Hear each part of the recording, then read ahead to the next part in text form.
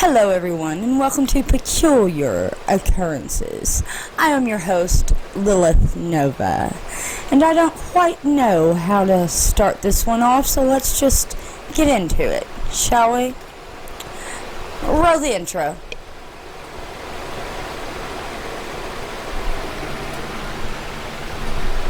Guys, roll the intro. Hey! Roll the intro!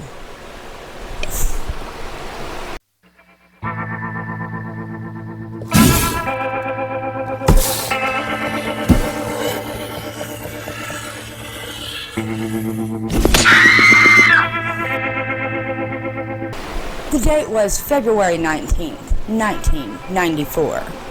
Gloria Ramirez, a housewife in the late stages of cervical cancer, was rushed to the ER of Riverside General Hospital. She arrived in an extreme state of confusion. Doctors immediately started to medicate Ramirez, but nothing seemed to work. Her heart was failing fast. Staff tried to restart it with a defibrillator. It was then that a few of the nurses noticed that her body was covered in an oily shine.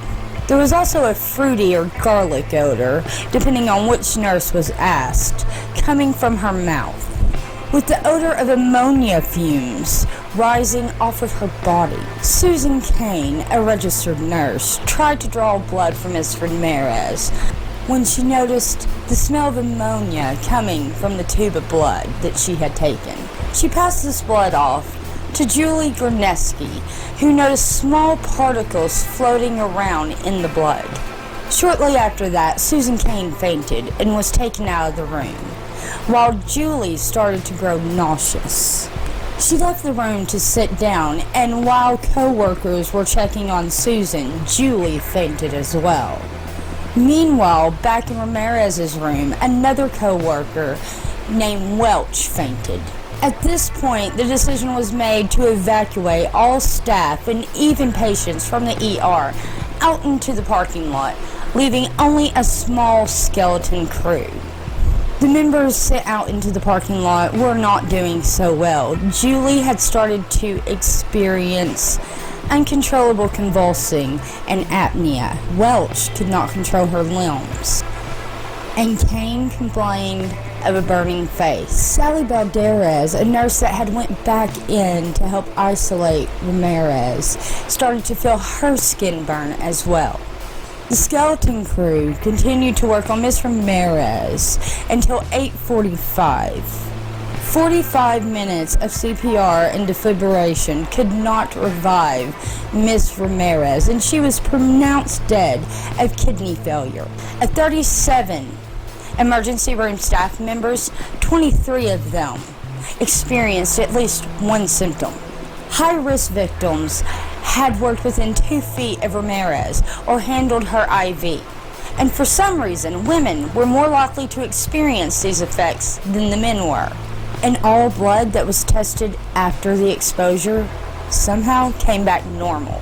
The health department sent in 2 scientists to try to get to the bottom of this. The closest viable answer that the scientists were able to come up with was that they thought that Ms. Ramirez had been using something called dimethyl sulfoxide, otherwise known as DMSO, as a home remedy for pain, mostly based on the garlic-like taste and the fact that it was greasy, like Ramirez's skin.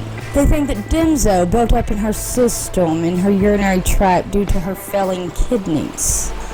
Although many do not accept this answer, and it does not all explain what happened to the hospital staff. It only explains why and how Miss Ramirez herself passed away. To this day, this is still an unsolved mystery. What do you think happened to the hospital staff? And have you ever heard of this story? Let me know down in the comments below. If you like this kind of material, you want me to keep making videos like this, give me a thumbs up. As well, If you're new here, I would love to have you subscribe to my channel and to hit that little bell button so you'll know when I upload. Thank you for tuning in to Peculiar Occurrences. I'll see you next time.